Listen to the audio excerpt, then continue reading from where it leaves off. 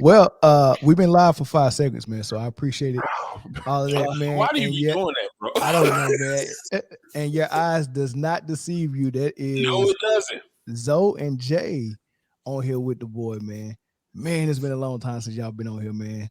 Zoe got locks, looking like Drew Holiday over there. So it's a beautiful day, man. What's up, man? Mel got a beard. I got a beard. Yeah. Welcome to the beard. Welcome back to the beard club. After the you had to be. Well, you still wasn't clean. You wasn't following no regs in the Navy. You still had a beard. It just wasn't as thick. No, Yeah, they changed the rig so you could have a little beard weight. yeah, you didn't see it. They changed it. Oh man. You Yeah, know, they Joe changed Davis it, was yeah. gonna follow the rigs. Yeah. Oh yeah. They trying to do something new in there, but nonetheless, man, we got a lot of stuff to discuss, man. Week 14 Absolutely. in the NFL. Skip and Shannon having a blow up MVP discussion in the NFL and the NBA is a hot topic. But first, we go start with the NBA changing all the trophies. Oh, we got to talk about that Lamar Odom trophy. And renaming it, man. So hey, look. So if y'all didn't see it today, they officially reconfigured and renamed all of the awards and all of the trophies after NBA greats, and the MVP trophy is now the Michael Jordan trophy, the Michael Jeffrey Jordan trophy, and it's like a beautiful, nice little. It looked like the Golden Globe trophy a little bit. Yeah, it do kind of favor that. It looked like when Lamar Odom was caught at that brothel. That's what it looked like to me. You saw that? Yeah, they had a picture of him on TMZ. No, but so I think the gesture. I don't know how to feel about it, man. Because yeah, it's cool that Michael Jordan got the MVP trophy named after him. However, I think they missed with a couple of other them. It was 6 of them in all. I think Michael Jordan got the MVP. Jared, they curated a clutch trophy, and they gave Jerry West the honors of that trophy being named after him. And I'm like, I maybe I'm tripping, but as far as clutch, what do we? Jerry West. Yeah, I like mean, well, I don't. I did some research. Okay. Right, because I knew we was going to talk about the Clutch Award. And Jerry West is the only person to have 37 manual transmission cars and never burn out the clutch. Is that what it is? Is that what it is? So they was mean with the clutch. Because Jerry West is 1-9 in the finals, right? Yeah, facts. Yes, that is fact. Clutch. So I don't know. They got a new analytical statistic that rates clutch time and points per game and all. They actually, swear to God, so I was watching coverage all day. They actually created that award to have something to give Luka at the end of the year. Y'all laugh. I'm so serious. Because he's not getting it. Because he's not getting the MVP award.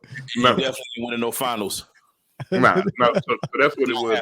We need something for Luka. So right now, in that metric that is called clutch, he leads the league in clutch points and clutch assists.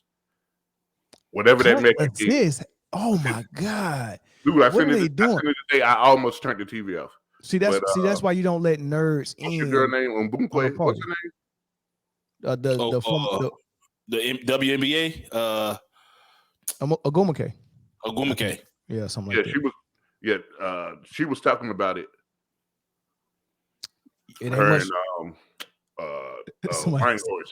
Somebody said Luka trash. Luka trash.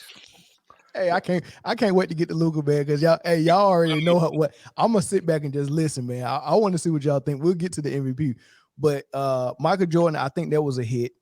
The Jerry West, I think that was a miss, but I like Jerry West though. Here's the thing about the Michael Jordan thing, like real talk. I actually like the trophy. I don't like the fact that it's corporately sponsored by Kia.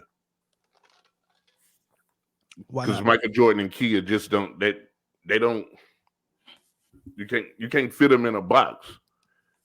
You'll never see MJ in a Kia. I'd rather Kia get it than Nike. I mean, who else was gonna get that? Kia been sponsoring them for a long time. Yeah, No. Kid in the NBA partnership been Yeah, heavy for a minute. you got to switch it, man. This time, man. Look, don't get done with anybody. Just I switch think it. they've been I mean, the with Staples Center is not the Staples Center no more. Like, so it it's can time for change. somebody it's time for Didn't somebody Blake to Griffin outbid. jump over a Kia when he Yeah. dunked over? Yeah. So they've been in partnership that long. Yeah, I think that was the beginning of it too. That was like their second year. You're right. Yeah, that was toward It the was beginning. actually giving the slam dunk champion a Kia. A Kia. Yeah, they Right. were. You are right. And they probably still got that Kia. I'm pretty sure. I mean, that's. They ain't never drive it. I'm pretty sure it holds its value. Yeah, but so we going hit with the Jordan MVP, but a miss with Jerry West clutch. Jay West was I think it was honest. But who, speaking of that, if not Jerry, then who? If they already got MJ, who would you nominate to be the face of the Clutch Award? Jay.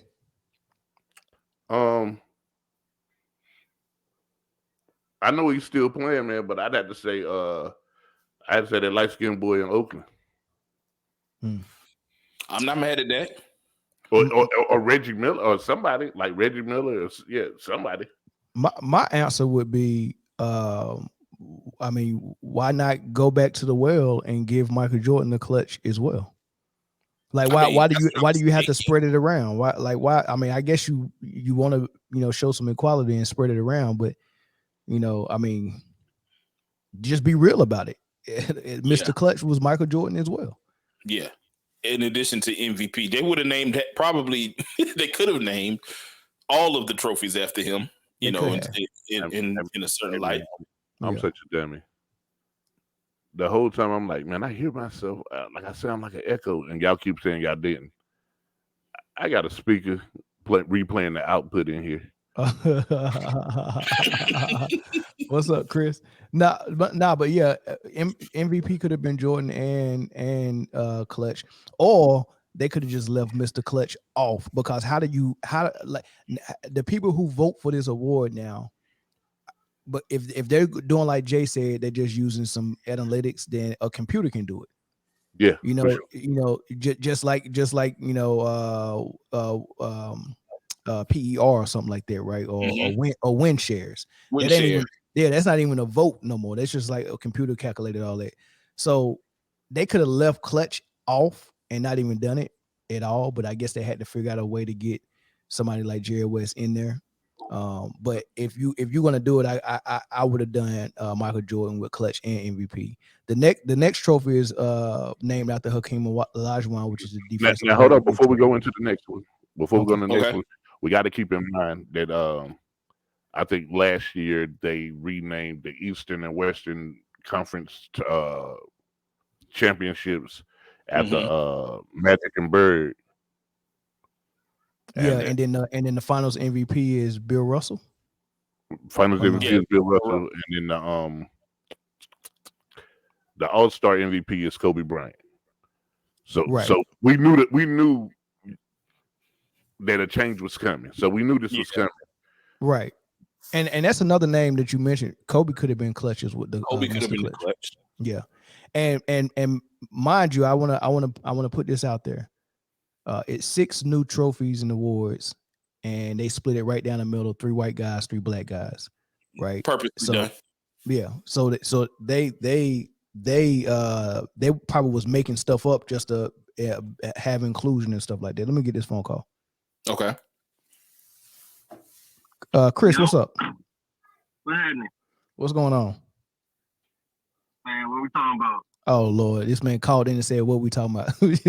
we talking about the NBA new awards and the new trophies they just created. Is 6 new trophies: MVP, Defensive Player of the Year, Clutch. I don't know why Clutch is a trophy now, but we'll get to it. But you got to watch and then call in at the end so you can get your comment. Let us finish this segment though. All right, just let me know when to call. All right, bet. All right. My bad. All right, so Jerry West, Mr. Clutch. It could have been Kobe. It could have been Mike. Then they gave Hakeem Olajuwon Defensive Player of the Year. I think that's fitting. What you think? Yeah, I mean, he definitely. If you were going to name somebody, it's only a few names that you could have named, and his is one of them for the defense. So I'm not mad at that. I'm not mad at the Dream getting his flowers ever. No, not at all. Not at all. Wilt Chamberlain is the rookie of the year. Wilt Chamberlain could have been anything. He could have been anything too. Yeah, he explodes the record book. Average like 37 and 21 rebounds his rookie year. Something crazy. But didn't Kareem have monster numbers as a rookie as well? I think so. Let me look it up. Yeah, I mean, did they name a trophy after Kareem? I believe. No, they didn't name a trophy after Kareem. Kareem. He's still getting back, but he's still getting blackballed. He's still getting. They still mad at Kareem about how militant he was in the 70s, and I mean they go treat him just like they treat Mahmoud Abdul-Rauf and Craig Hodges, no matter how much he comes out and plays the raccoon against Kyrie Irving and against LeBron James. Like he been trying to get back in that space for a long time. And I you've got to listen to John Sally. He slipped up and said it, right? When they asked him about Kyrie and how Kareem mentioned it. I think it's on Shannon Sharp's podcast. And he said I can't remember exactly what he said, but he alluded to the fact that Kareem trying to get back in their good graces. You know what I mean? So he trying. You notice he always come out and say crazy stuff? He do. And those are the attempts at, okay, now it makes sense. Because when it was a Bash Kyrie session, didn't he say something as well? Yeah, he done said something about Kyrie 2 or 3 times. He done said something about LeBron ever since he been in LA. He definitely, I mean, anybody who get outside the box, Kareem is there to throw him back in there. Taj said Kareem has a social justice champion award named after him, so his name was. Is that a real award? Wait. For real, that is. Yeah, really, an award. That's not right almost, though, man. It's almost like the Walter Payton Man of the Year. Yeah, man, but come on, for somebody to be that good at the sport, to be the number one scoring person, I mean, you gotta get Kareem something better than that. Yeah, bro. not a social justice award. No, nothing against social justice, but that is not for, in my opinion, the greats. You get what I'm saying? Right, like the greats. Yeah, get that to Larry Johnson or somebody. Oh, Craig Hodges. You could get it to Craig Hodges. Yeah, that's true. Anybody. Man, I feel bad for Kareem, man, but hey. Now what? Hey, Nope. Now we Wait, no, go ahead. Go ahead. You know what I'm saying? They could have at least gave him the scoring championship or something. Anything. Something like they get him. Yeah. Scoring. They let you know when you're in the doghouse, don't they? Yeah. Why don't they should have a trophy for the scoring title? I agree. Yeah. Or at least you know how college has like the Ralph Sampson Award for the best whatever, or how they have like a different person for each position. Mm-hmm. Like if you're gonna do what you're doing now, then you can have a Shaquille O'Neal Award for the best center or whatever. Like you can include more players, more greats that way if you open it up by position, you know what I'm saying? But I don't know if they'll do that. Yeah. But I think the new 6 trophies, other than the Michael Jordan trophy, are all ass. Like they don't look good. A defensive player of the year. I mean, I understand that. I understand that. No, not the person that they chose. I'm saying the physical appearance of the trophy. Oh, how the trophies look. Yeah, they got them inside of a crystal and stuff like that. Like they're trying to try. I don't understand what that is, man. Yeah, somebody they did that last come week. with his own case. I don't know, but you can't remove it. I don't know. But don't let none of this stop y'all from knowing that Coach K got a Heisman last week. Well, whatever. Coach K. Yeah, Mike Krzyzewski, Heisman. Oh, you know what? I don't even know who that is, but y'all remember that No, you Yeah, know yeah. who that is. That social justice. You know who that is. The social justice thing made me think about it. They gave him a humanitarian Heisman. I didn't know that was a real thing till they gave it to him. Boy, they just making stuff up as they go, boy. Building the plane as they fly. That's why the trophies look like that because they made it last week. Yeah, y'all remember the little Tony the Tiger that you used to get that's supposed to be able to float in the milk on the Frosted Flakes. Yep. Yeah, I do exactly what. Don't look like the trophy. Yeah. They gave him them cereal box trophy. Man, I'm about to show you exactly what it looked like. Yeah, they might want to rethink this, man. Yeah. Don't tell me you got Jay, you better not have no Frosted Flake. Pull out the Tony the Tiger. Tony the Tiger, man. He better not have one. He better not have. They ain't make. Look, them things was in the cereal box in the 80s, bro. If Jay got one, I'm about to shut the whole thing down. Jay, you better not have one.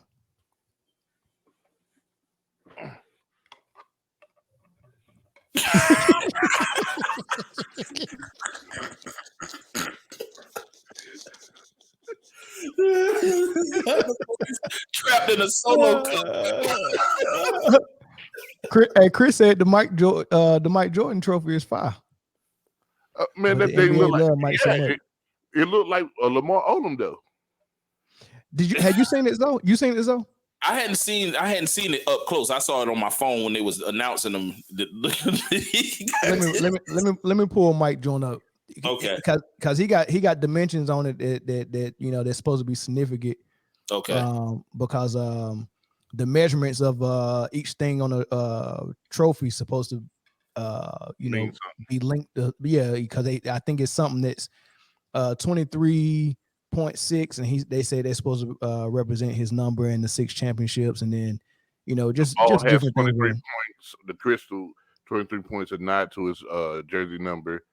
The nameplate has 6 sides, a nod to his 6 championships. The something about the ground that it's standing on has 15 points for his 15-year career. A whole bunch of stuff that don't really matter. It's 23.6 pounds. So when you win it, you better be strong. Yeah, some Masonic stuff. You know what I mean? You know how they do. I find that the number 6, that they I know how they came up with that 6. Why it had to be 6. It could have been 5. It could have been 4. Could have been 3, but 6. They had to have 6, right? So Hakeem Olajuwon for the defensive player, Wilt Chamberlain for rookie, John Havlicek for 6th man of the year. I guess I'm cool with that. Yeah. I mean, but that could have been anybody. That could have been Jamal Crawford. That could have been Jamal Crawford, who is not playing anymore. And I think it could have been Lou Williams. Could have been Lou Williams. But they wanted it to be a legend, though. Yeah. Okay.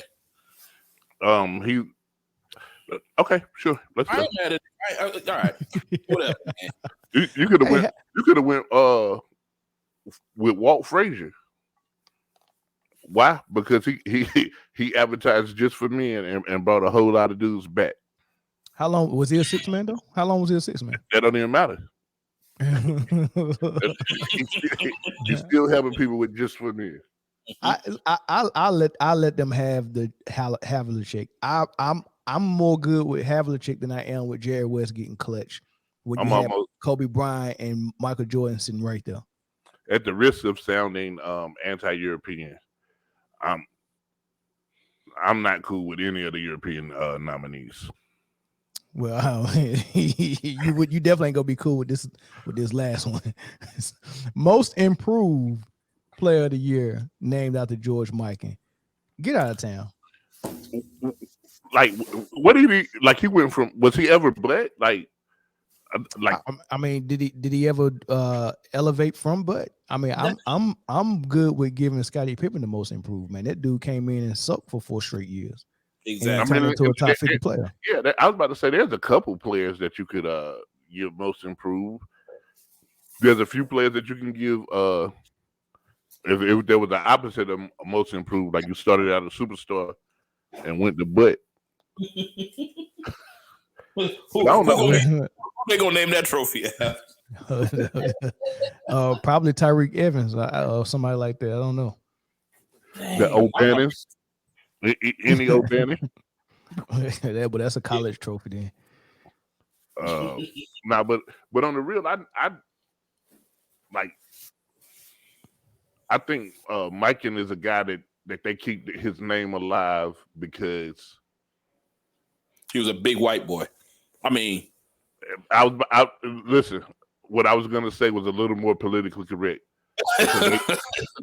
because Bill Walton leaves company. Oh, that's a good point. They could have named the six man after Ginobili. Yeah, that would have been a good. I would have been okay with Ginobili. They could have and should have. I would have been okay with Ginobili. As a lifelong Spurs fan, I don't think they wanted to outsource it to Euro players. To Euro players, like not yet. Yeah, but I hate that politics side of it, man. Because really, if you really want it to be real, first and foremost, I'm not cool with them having any 6 trophies and not giving one to Bird. But you said they gave Bird and Magic the East and West last year thing. Western Conference. Okay, yeah. That's cool. All right, East and West, whatever. But if you really wanted to think about these 6 trophies, all 6 of them could have been brothers. And when you really think about it, right? Like say for instance, when you talk to people and you say, man, every episode of First Take or Undisputed or anything on ESPN, y'all talking about black dudes all the time, and they'll come back and tell you, well, the league is so and so percent black, so of course. But when it comes to stuff like this, if the league is so and so 85, 90% black, why the awards got to be split 50-50? Because white dollars turn America. Mm-hmm. The face, yes, the face you make when you only get them babies garlic bread.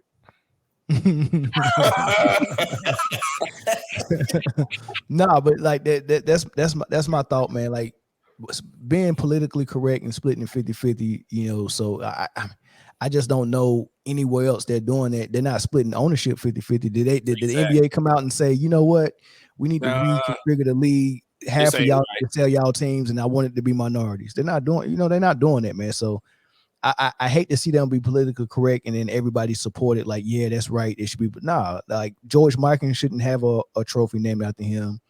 And Jerry West is not the most clutch guy we've seen played in his league. So it's just how I feel about it. You ain't wrong. You are not wrong. Not at all. Not at all. So where do we go from here, man? I just wanted to get that out the way. Hey, he ain't never get back in the league, man. Isaiah Thomas still trying to get in the league too. And Melo. Yep. And Melo. Speaking of Melo, man, that game. Is his son a freshman? Yeah. Sophomore, I think. Oh, freshman or sophomore. I'm not sure. How did he perform last night? I didn't see it. How did he perform again? He had 8. Dang, that's it? Yeah, he is a baby. And Bronny have a 12. They were all, I mean, but 8 and 12 if the final score is 64 to 52. Yeah.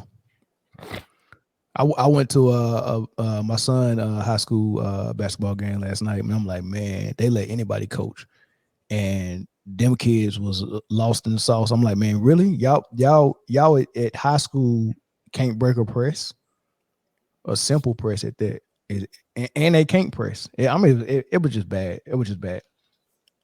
But anyway, did y'all see the showdown on Undisputed yesterday morning with Shannon and Skip, and how Skip talked to that man like he was he almost talked to him like LeBron was talked to when he left Cleveland the first time. Man, that man said, "Put your daggone." He said, "Put your." He was about to say, yeah, but you glasses on. He was about to say effing, but he stopped and then just said glass. You didn't hear that part? Mm-hmm. Crazy. I'm gonna play it for you people when he was about to say boy after glass. Oh yeah. Oh yeah. Glasses on. Yeah. Yeah. I'm gonna play that exchange real quick, man, and we're gonna come back. We're gonna talk about it. Just for the people who didn't hear it. Here's what happened yesterday on Undisputed. Watches more tape, Tom Brady or all the coaches? All the coaches. Stop it. All the coaches. Stop Skip, I'm not going to let you do it. No, I'm not going to let you I'm do going to it. do I it don't care. because I just I'm did not it. going to let you be disrespectful to these damn coaches because you love Tom Brady. Nobody, Tom Brady does not watch more tape no than quarterback coaches. He in the does history not. of this league. Ladies and gentlemen, that is a flat out lie. That's a flat out lie that you're perpetrating. There's no never way. been anything because you can't stand it that Tom Brady at 45 is still playing this game at a very high level. You Yeah. can see these numbers? Yeah. These numbers say Tom Brady is not playing Okay, at a then high I level. need you. No, Okay, you're that's in the not what Hall it's of Fame about. because you're scared to death of him because he's haunted you. Time out. Ladies and gentlemen at home, I would like to announce the fact, if you're new to our show, that this man for 6 straight years on this show that we have been partners at this debate desk has tried to send Tom Brady home, said he's washed up, his arm is in decline, and he should just go on home. It started the first day of this show in September of 2016, and he has been wrong for 6 straight years, and he's going to be wrong again. I'm standing by what I say. How convinced are you Tom Brady's going to win the Super Bowl? Okay, I picked him to win it. I'm not backing off. Well, put something on it. Well, what do you mean I put my pride on it? I put my pride. That's what I would do. Who did you pick? You picked the Rams and the Chargers, okay? And the only difference is everybody knows the Rams are bad, but they don't want to say Tom Brady is playing just as bad I'm as not Matt writing them off. Skip, they're in the Tampa division. They're in the worst division in football. Good. Are they going to be in the playoffs?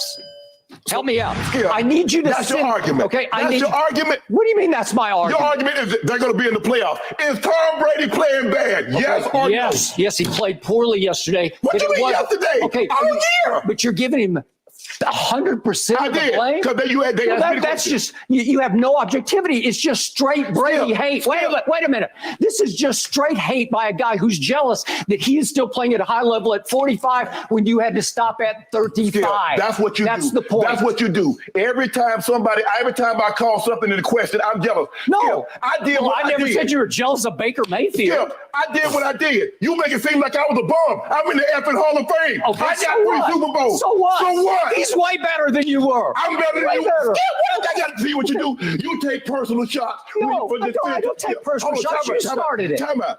You would take a personal shot at me. I didn't take a personal shot at you. Wait a minute. What are you talking about? You would take a personal. Put your glasses back on.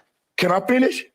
You're willing to take a personal shot at me to say this man is better than me because I say he's playing bad this year? Well, because you just Go ahead. you disrespect him. It's just so. You know what? It's beneath your You would dignity. disrespect me to support him. No, well, I'll support him over anybody because he's the greatest player who ever Have played at your game, and it's by Have at far. it. Oh man. Hey, Zoe, what's your thoughts, man? I want to hear what you think. I don't know if y'all seen it,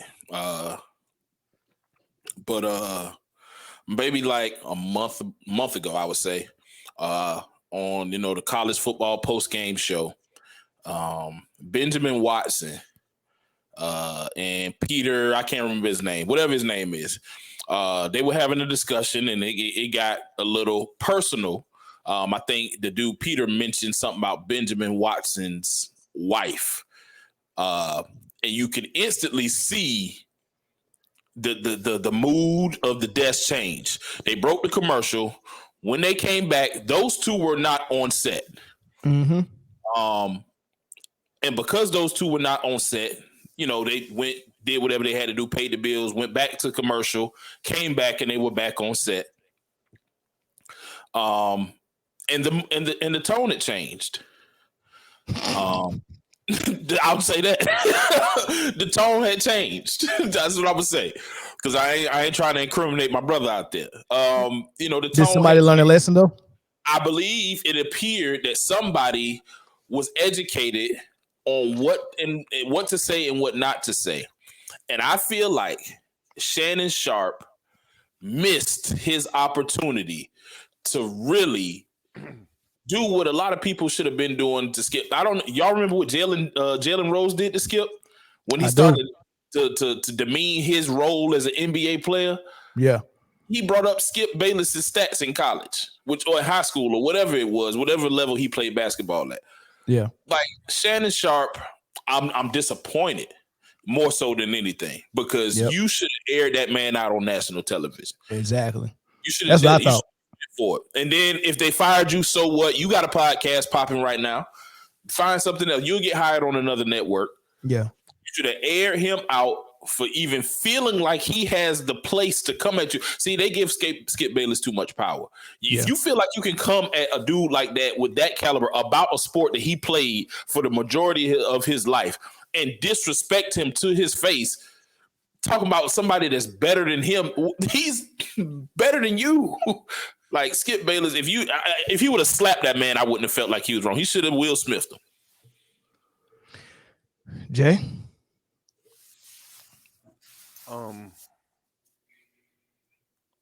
You know, to be a Hall of Fame athlete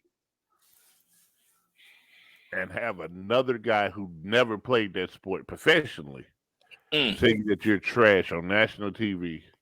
Yeah. Has to be it's crazy. The bigger issue is that European American feels comfortable disrespecting whoever he wants on national TV. Took him behind the shit. No, he gonna keep calling him European American.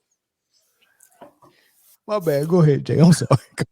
Jay is needed to. He is an important component to this show. He is very important. No, I'm just saying that it is a word that rhymes with privilege because it is privilege.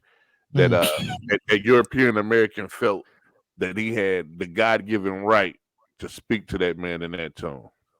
Now, does he feel like that because he gave him the job, or he was the reason why he got hired?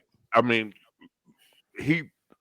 Shannon Sharp yesterday was the latest of African Americans that man has downgraded career. I mean, he talk about LeBron like he was Harold Miner at best. Yeah. So now I don't think I think he feels like people tune in to hear me say whatever I want to say, and you know that God complex, man, that a lot of Euros have is, you know, it's seeping out. Yeah, it's just seeping out, man, and that's what I got from it, man. I think I'm not a fan.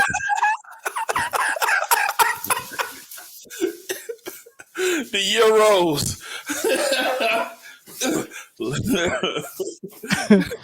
Oh my God, man! I'm not a fan of Shannon either. Like I'm just not. Me neither. And I say that he's a Savannah State alum, but I just think that a lot of his takes have been pandering a little bit, not a little bit. So I'm not a fan of Shannon, but I commend that man for having the resolve to not smack that man on national TV. I don't. However, Big Nation would have smacked him. There's no doubt in my mind. You'd have cut the commercial and not came back. You know what I mean? Yeah. I mean, at least my thing is what I believe. I think Skip, I think he really feels comfortable being able to do that because he knows if I really wanted you off because you brought up Jalen Rose, and when Jalen Rose came at him like that, Jalen Rose got in trouble, and he was never on that show again. He wasn't on that show no more, right? So that goes to show you, you know what I mean? ESPN got Jalen Rose by the balls, boy. That commercial breaker said earlier today, I have made a comment. They cut a commercial so he could apologize.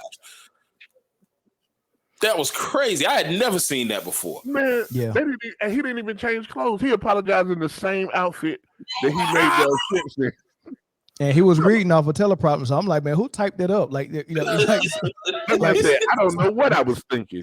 Somebody from the front office came down and was like, oh, no, you are about to apologize for that now. And grabbed another dude. I do it tomorrow. No. Yeah. Now. Grabbed another producer and was like, type up what he needs to say. And they loaded it on the teleprompter. And it was like, all right, at halftime, this is what you're. That's some craziness right there. So that's some crazy. Man, I think, Skip, he's a trash individual, and he's been that way for a long time. So yeah, but that's what everybody get that wake up call when they get on a show and start pandering, like Joe said, man. Like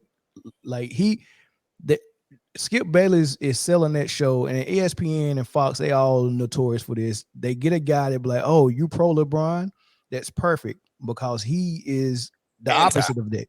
Right. So y'all can just y'all can go back and forth on LeBron, and then he's pro Tom Brady, and you can take a stance against Brady, and y'all can go back and forth for that. It's a debate show, so you need stuff to debate about.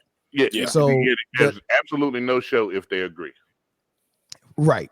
So the fact that Shannon would get up there and with his whole chest and his whole heart go and say some of the ridiculous things he say, just because that's what his job requires and stuff like that, it's just crazy, man. Because when they start getting political, it's cool that you support LeBron or whatever and you against Brady, but when it start getting political, and then you start not liking Kevin Durant because he's a threat to LeBron's legacy, or not liking Kyrie Irving because he left Cleveland and left LeBron, and then for the next 4 years, you come at them with so much venom, and then you take a stance against everything Kyrie has done, even when he hasn't done anything really wrong.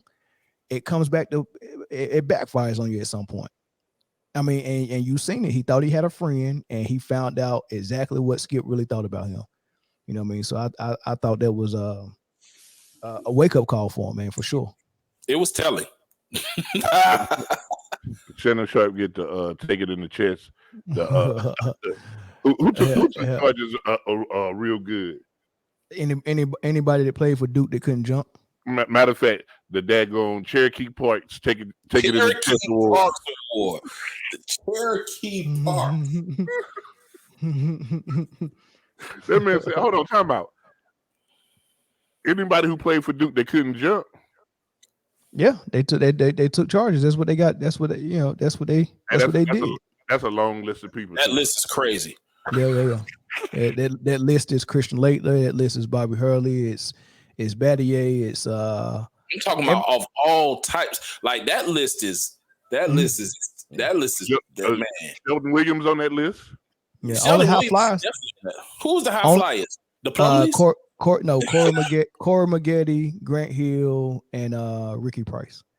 It's more than that. Well, if you go past the 2010, those young guys like Zion, yeah. I'm not even counting them. I'm thinking like 90s and early 2000s. Throwback Duke team. Yeah. No. Maggette, Grant Hill, and Ricky Price. Maggette. He said, "What's it called?" I'm trying to think of it. I was about to say Jay Will, and I was like, "Nah, he had A-Dub." Duhan had a little spring. Duhan had a little. What about Daniel Ewing had a little bit of bounce, didn't he? Nah, I think Nolan. I said Nolan Ryan. Nolan Smith probably would be close. No, yeah, Nolan had Gerald Henderson. Gerald Henderson had bounce. Yeah, for sure. Yeah. Gerald Henderson. But yeah. I mean, the fact that we have a dig like this. I'm about to say the list of 9 jumpers. When the list of 9 jumpers outweigh the list of jumpers. Absolutely. Yeah. Pretty much, if you live in North Carolina, Tobacco Road area, and you can jump, you go to Carolina. You got Vince Carter, you got MJ, you got James Worthy. I mean, the list goes on, man. It's just ridiculous. Yeah, and if you can shoot, you go to Duke, and if you can't do neither one, you go to State or Wake Forest. Another North Carolina, any other North Carolina, Fairfield State. You can go somewhere. Hey, let's get into this NBA MVP award conversation. They already gave it to Luka already. Like it's Luka's to lose every year, right? I am so listen, man. They're going to make me hate that foreigner. They're gonna make me hate him, man. And I don't hate him. I got my opinions about him, but I don't hate him. He can hoop. Turkaloo hoop. Turkaloo definitely could, just like that too. just like similar, like a lot like that. Like high, it looked, not as much usage, but Turkoglu was nice. The only difference, though, I the think only that's difference, one of my most famous takes, yo. I think that the only difference is Turkoglu was home run. Yeah, the only difference is Turkoglu was in shape and played defense. It's the only difference, and play and didn't dominate the ball like Luka. You know what I mean? So other than that, he can shoot threes. Yeah, he can actually shoot. Yeah. Turkoglu might be better than him, to be honest with you, but it's not here, not there. Right now, to me, it's a 2-horse race for MVP, yo. Okay. And Greek Freak in the league. Yeah, no. He's number 2. The league goes to Jason Tatum, in my opinion. Okay. How you feel about this, though? I like it, and I got a little bit of recency bias, though. That fat dude in New Orleans ain't fat no more. He missed a lot of games at the beginning of the season, though, so he got some ground to make up. He got some ground to cover, but he's making it. He's trying to make it up. Yeah, and it's crazy because so I wanted somebody else. Y'all know I can't say it. Yeah, if I say it, then I'm. But Jason Tatum goes with the dude. So, but he's actually really hooping. Like, yeah, he is. He's the best player on the best team. Right. I like it, man. I'm not mad at that, Jason Tatum. Yeah. And that's another one that they're not even going to ever talk about. They're not going to ever talk about Kevin Durant. The last 10 games they're 8-2. So the one thing they're number 4 in the East right now. The knock on Durant, right, is what they do when they just don't like you, right? It's what is he doing different? He's been playing at this level for so long. It's the same reason why Bean didn't get more MVPs. It's like, what is he doing? He's the best right now. He can't do it. He can't get any better. You know what I'm saying? How you get better than the best? They want him to grow a third arm and be out there like, oh man, he's making middle arm layups now.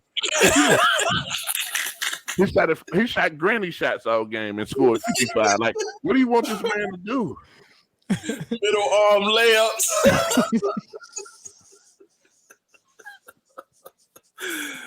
That man a middle arm layup on the right hand side.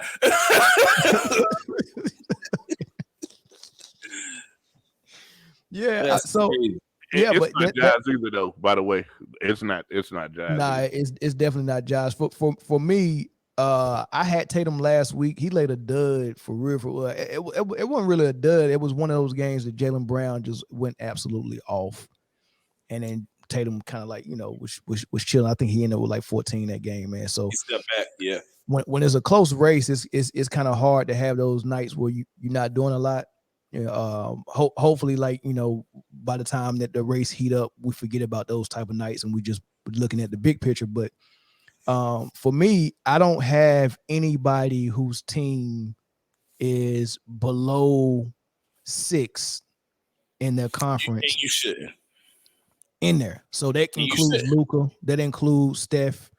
I don't care what Luka and Steph do. They can average 50. As long as your team is 6 or below in your conference, I'm not even considering you, right? So that leaves me with for me. Huh? What'd you say? 4? 3. If you ain't in the top, there's only 30 teams in the league. Right. Like, so if you saying 6 in your conference, you got to be on one of the 12 best teams in order to. That's a good argument. That's almost halfway through the league. It'd be hard for a player in the 6 seed to get MVP. Yeah. When it's a close race with a player in the 2 seed. In the 1 or 2 seed, right? Unless that player in the 6 seed did something that was, that broke some type of crazy record. And I'm not talking about like a triple-double record like Westbrook, because I don't think that really equates to winning, but I'm talking about like a record like he averaged 38 points. That would be great. Like for me, the only way that you shouldn't have to be on one of the top 3 teams on either side is like, say for instance, your team was let's go Hornets, right? You play for the Hornets, and then the best player on the Hornets, who we would say is LaMelo Ball, gets injured, and then you lead this team to like a 7 seed in the playoffs, and in a first round upset. Yeah. I would, then you could get some looks. I still would, you know what I'm saying? Like you would have to be like out of your mind type crazy. Well, but that's still only one metric though, right? So for MVP, if they really wanted to come down with like a criteria, I think the data points they would look at for me, the data points I would look at, one of them is team success. Absolutely, right? It gotta be. It has to be. Got to be team success, right? But then the second data point I would look at is peer-to-peer success. Like, how valuable are you to your teammates? Did you elevate someone on your team to the All-Star game for the first time, or is your coach in the Coach of the Year running because of you? Like, you know, I'm not talking about like you joined the All-Star and y'all both made All-Star. I'm talking about you drafted someone and they played under you for 2 or 3 years, and all of a sudden now you got him step that game up, making All-Stars. So prime example of that would be Scottie Pippen. Did you elevate a coach, a first-year coach like Phil Jackson, and a draftee like Scottie Pippen to be an All-Star? Did your success bleed over to your peers, right? So that's the second metric. Name 2 people who done that. That's not Michael Jordan. 2 people that done that. I would say Steph with Clay. I would say Kevin Durant when he had Westbrook and Harden, or we'll just go Westbrook. I'll say Kevin Durant with OKC. He did it with that guy. I would say LeBron with Mo Williams. You get what I'm saying? So before I even start, Yeah, I said it's crazy because you don't even think of Mo Williams as being an All-Star ever.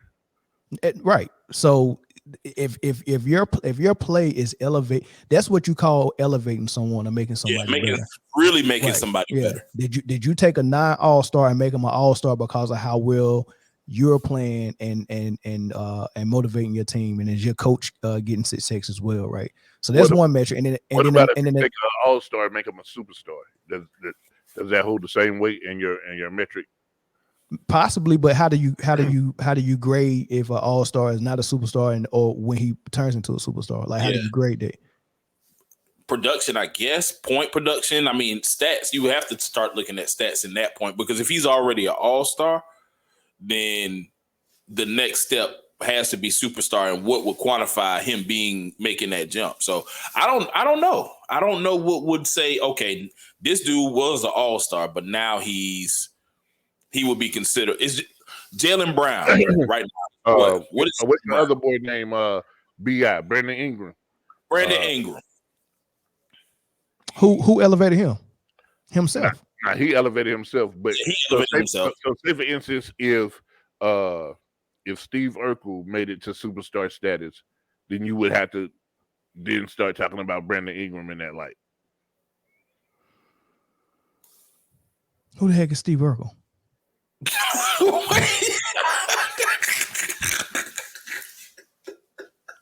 Man, you know who Steve Urkel is. I know who Steve Urkel. Who's Steve Urkel? On the Pelicans? Yeah, McCullum. Yes. Why you call him Steve Urkel? Because he looked like him. Man, that dude did not look like the damn Steve Urkel. Man, pull up him and pull up Jaleel White right now on your phone. Pull him up on your phone, yo.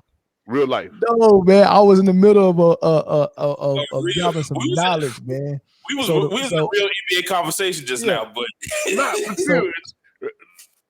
I'll pull him up. But team success. Like, do that real quick.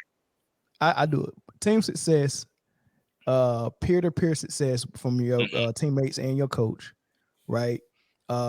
Then your value to the league as a whole, right? So I think the MVP should be someone that's like bringing like revenue, a lot of attention to the NBA. So Yep. maybe you having a historic season. Maybe it's justified that the attention that Westbrook was getting from averaging triple double actually showed its value to the league. So you should be valuable to your team, your peers, your coach, and the league.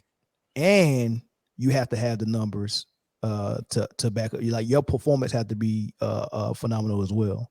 So those are the ways I would grade it. We just can't go to their numbers and that's it. Because if they're not of value to their teammates and their coach, then they don't have team success. If when you say value to the league, would you measure that with just like doing something historic, or could something as simple as jersey sales impact that value to the league?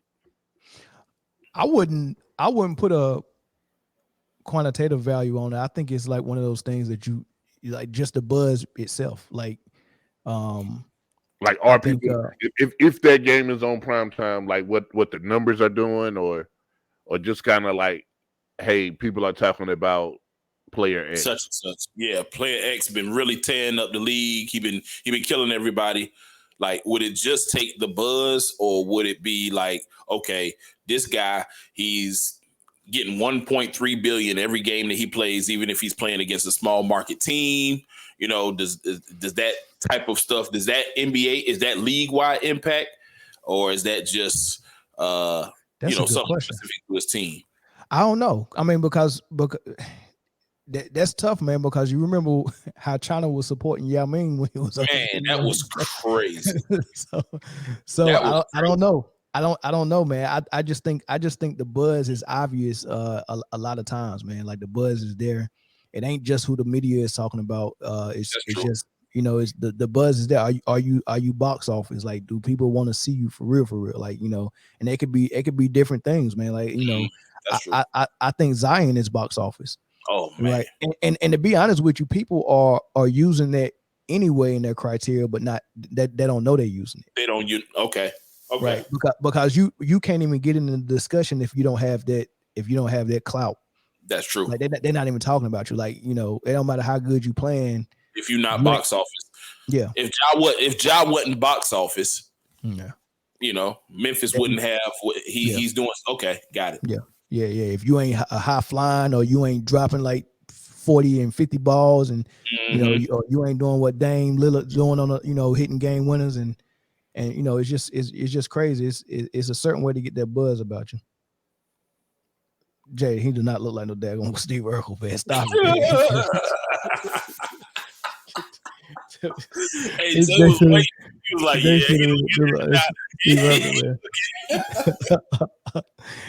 so hold on, Zoe. Did you know who I was talking about? Absolutely, instantly. That man looked like that man, right or wrong. He definitely, him and Jaleel might be cousins, for real. Like first cousins. I ain't talking about like I just met you at the cookout, the family reunion. Like they could definitely their mamas are sisters. Yeah, their mama's sister.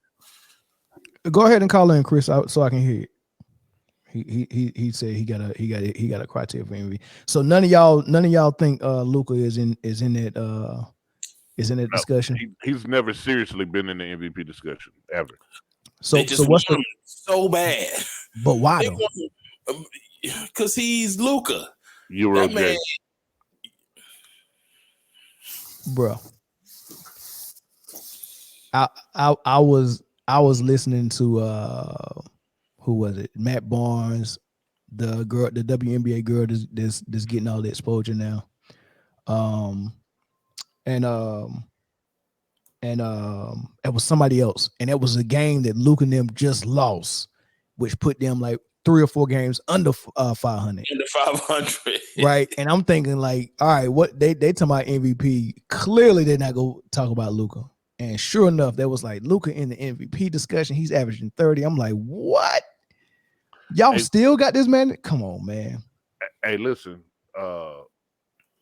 they be feeding y'all Luka so that when they at the end of the year, when they give it to Joker, y'all won't be mad. That's the sleight of hand. Yeah. Okay. That's wise. Hey, go ahead, Chris. Hey, what's going on, gentlemen? What's up? What up, bro? So my argument with the metrics that Bill was talking about as to why it could have been minus the year with injury, KD could have got the MVP like 5 years straight, going back from when he started with Brooklyn to when he was playing with Golden State to probably his last year OKC. And so you talk about the stats wise, that man was putting up career numbers. He was even a better defender when he went to Golden State. He was putting up more steals, more blocks. He required more attention. Even though they still had Steph and Clay, you were still having to send double teams to KD, which then opened it up for Steph and Clay to have better season shooting. You had to come up with crazy game plans for that. Elevating players. Kyrie plays better with him than I think he plays with LeBron. Steph and Clay played better with KD. Russ and James Harden played better with KD. You talking about the numbers as far as like ticket sales or views. You either watch KD because you love him, or you watch KD because you hate him and you want to see him fail. But either way, you still watch him. Like, there's all the metrics is there for as to why KD should have been MVP. He was putting up crazy numbers. You watched him carry Brooklyn when they didn't have Kyrie and James Harden, almost single-handedly won the championship if his foot size was half a size smaller, putting up crazy number in the playoffs. You know what I'm saying? Like, I don't understand why it doesn't fit that KD. I feel like KD has outperformed the last few MVPs. I think he outperformed Jokic. I think he outperformed Giannis. And those are the last 4 MVPs, right? And then who got it in who got it before that? I mean, that's the last 4 years right there, and he's outperformed both of them. Who wanna take that? So the MVP award has to be different from time to time. From 1992, right? From 1992 to now, I could make an argument that there should be 7 or less different MVPs in the league from 1992 to yesterday. So the guy who probably most likely deserves it usually doesn't win it. I mean, Jordan should have 20 of them almost. And then after Jordan, Tim Duncan, Kobe Bryant, LeBron, Greek Freak, and KD. Those are 6 people. Now tell me a year where somebody else should have got one. That's a very good point. That's a very good point. So they use the method of cancellation when the 3 or 4 years that KD was in Golden State. As soon as he showed up to Golden State, everybody automatically knew Curry was the 7th. I'm sorry. Curry. Yeah, everybody knew automatically Curry or KD wasn't getting no more MVP votes because they was playing together. So that takes out all the good stuff that he did in Golden State. It was a wash. They canceled each other out right now. The year that he really was in the running and really should have got it was last year, but that's the year he got hurt and missed 15, 20 straight games. Oh yeah, with that MCL sprain. He was cooking, and that's what made him ineligible for the MVP. He didn't have enough games under his belt. So last year was probably the only real year. LeBron. Yeah, they was considered LeBron last year. And LeBron arguably probably missed more games than or at least the same amount. But they also was playing below 500 most of the year too, and they still was trying to figure out a way that they could squeeze him in the conversation. I remember that. I ain't gonna lie to you, man. I think Embiid got robbed for that one last year. Embiid did get robbed. Jokic didn't show me nothing, and I don't think Jokic should be a 2-time, let alone a 1-time. Honestly. Embiid got robbed last year. Call Steve Nash, and he'll tell you how that happens. Steve Nash. That's it. He'll definitely take that. What's up, Lamar? Didn't Lamar. somebody say that? What up, Didn't bro? somebody say somebody had said like it on TV or something that or no, it was one of those fake articles on Twitter, Mel, when they somebody had said at Steve Nash house that trophy belonged to Kobe. That's what it was. Yeah. That fake story. Yeah, it was a fake story. Yeah, for sure it was a fake story. But yeah, I mean that's my thoughts on the MVP, man. Luke ain't in the discussion, man. I think it's Tatum. I think it's KD now. KD's in there, and then Giannis. Those are three I got. Yeah, I think KD's in there now. Yeah, I didn't have KD in there when he was below 500 and like number 7, number 8 in the East. But now they number 4 and they on the Which is that's very understandable because, like you said, team success should play a part because you can't be MVP on a team that is not even in a favorite conversation for who's going to be in the finals at the end of the season. Right. You know what I'm saying? Right. So I agree. Yeah, I agree with, you know what I'm saying, when you said like not below a 6 seed, because at that point you're not even the favorite in your first round because you are on the away team.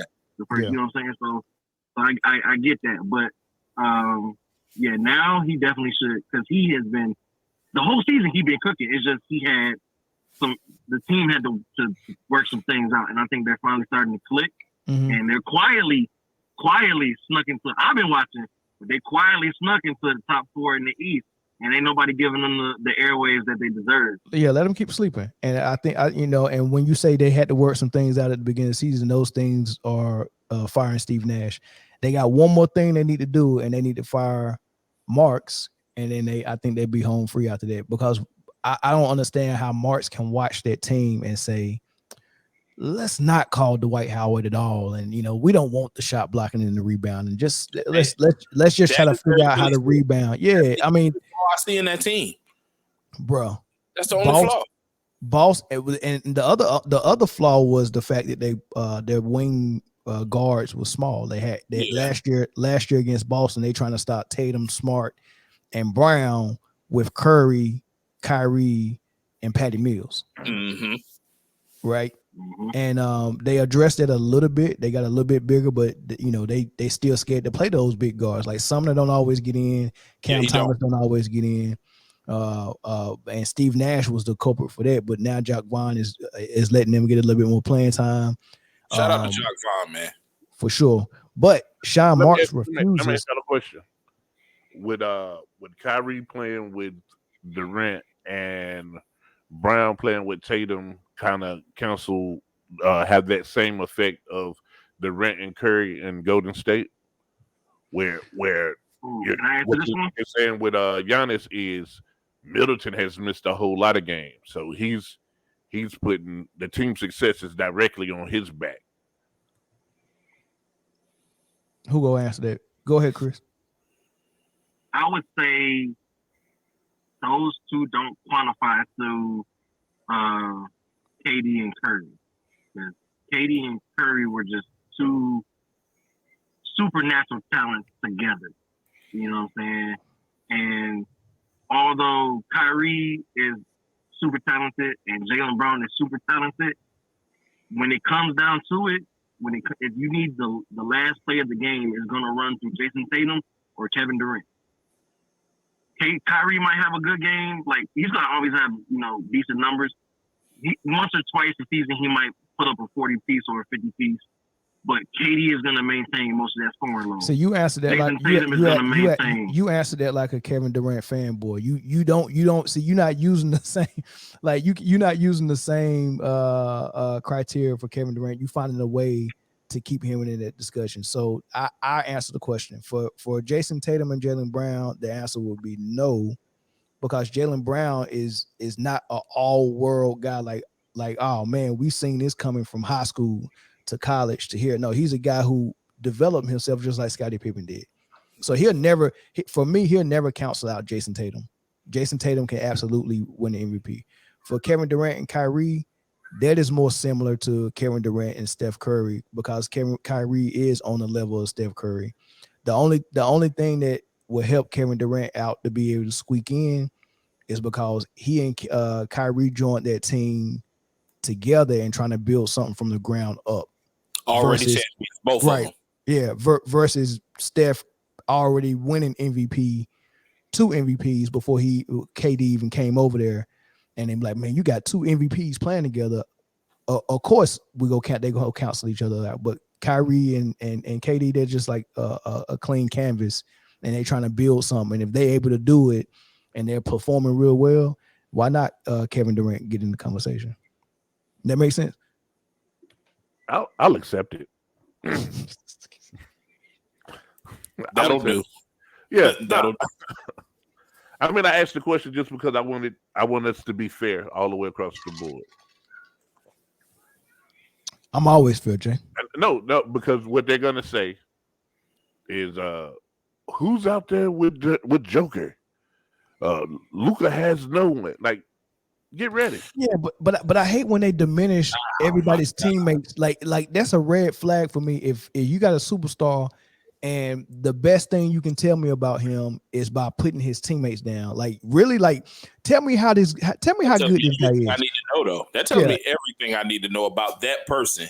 Because if you are the only shining light on your team, that means you are not making your teammates better, which means or your probably your GM sucks.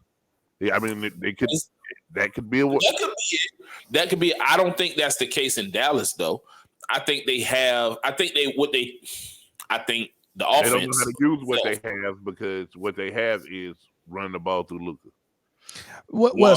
Notice this. Notice every time we talk about a GM not being able to build around a superstar or a team not being able to build around a superstar, it's only superstars that run that system where they are the point guard, the primary scorer, and the primary facilitator. Like, they said the same thing about Westbrook. They said the same thing about LeBron in Cleveland. They said the same thing about Harden in Houston. It don't matter. Right. And they're saying the same thing about Luka. No other superstar gets that label of you can't. It's hard to build around them. The GM can't find players to put around them. The GM sucks. There's only those 4 players. 5. Is it Luka, Westbrook, Harden, LeBron? 4 players. Name another superstar who GM can't find. Just out of all the players in the NBA, we just can't put the right ones around them. What they said the same thing about AI. No, they didn't. No, they didn't. They did. I don't remember. Hold on. What's the question, Mel? You said what? What is there any other superstar that's outside of the system that Luka, Harden, Westbrook, and LeBron run, where they are the primary facilitator, the primary scorer, the primary point guard, they're everything, and they're just operating a 5-man out system to where he creates shots for everyone and himself. Yeah, either ISO or one pick and roll at the top of the key, and I'm going to make the play. Right. Could you throw Damian Lillard into that? No, he don't. They don't run it in Portland.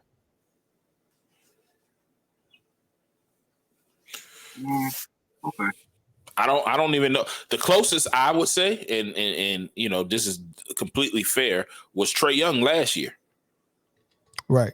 I think last year that it showed that he got by and made it to the Eastern Conference Final, and so they said, "This is what we're going to do. We're going to give you the ball, and we're going to move everybody out, and we're going to try to run this." That can't win basketball games. That's why Miami was able to do what they was able to do to Atlanta last year, because they knew what we were doing. Stop that little dude with the half curly balding fro, and we can definitely stop this team. Right. We can stop this team. It's not going to be. It's not conducive to winning championships, man. And so, I think they're trying to change that this year, but you know, it's a transition that you got to make because Trae was used to that. You know what I'm saying? So I think that if you got to have a curly balding fro, does that make you a combo player? It does. It does. But look, so even in the case of Trae Young, and even to answer Chris' question and Dame Lillard, even in both their cases, when they don't get it done, the blame falls on them solely. No one ever blames the teammates or the 100. GM. Right. Nobody blames the teammates or the GM. Nobody says that he don't have enough players around him and the GM can't build Okay. around him. You They talking? only make How you they talking? only make They they only only thinking make about that excuse for Luka, LeBron, Harden, Westbrook. Well, actually, they don't even make that excuse for Harden. They said it was all on Harden. But definitely LeBron and Luka, they say, well, it's not on them, it's on the GM. Look at the team around them. It's always look at the team around them, or Exactly. look at the team they put around him. And I was looking at, like, I don't know, man. I think that is limiting. I think Luka's a good basketball player. I think we already said that one time before. I think he's a good basketball player. But I don't think that the people who are constantly making excuses realize that they limiting his ceiling, making excuses, because he believe in the hype too. Like, yep, man, it ain't me. Yep. It's everybody around me. Yep. I agree. So on another note, the Warriors, they look like they gonna miss the playoffs if they don't fix something right. They done took Wiseman out of the lineup and put him in the G League. Right? What are they doing? This is crazy. This is a number one pick that they was waiting on, and I think he's good. I just don't understand why he's not working with them right now. But they're not playing good ball. They actually getting the doors blowed off them right now by the Bucks. Right now. Right now, they're getting the doors blowed off of them. Tell me what y'all think is wrong with the Warriors, and you think it got anything to do with the Draymond Green and the Jordan Poole drama?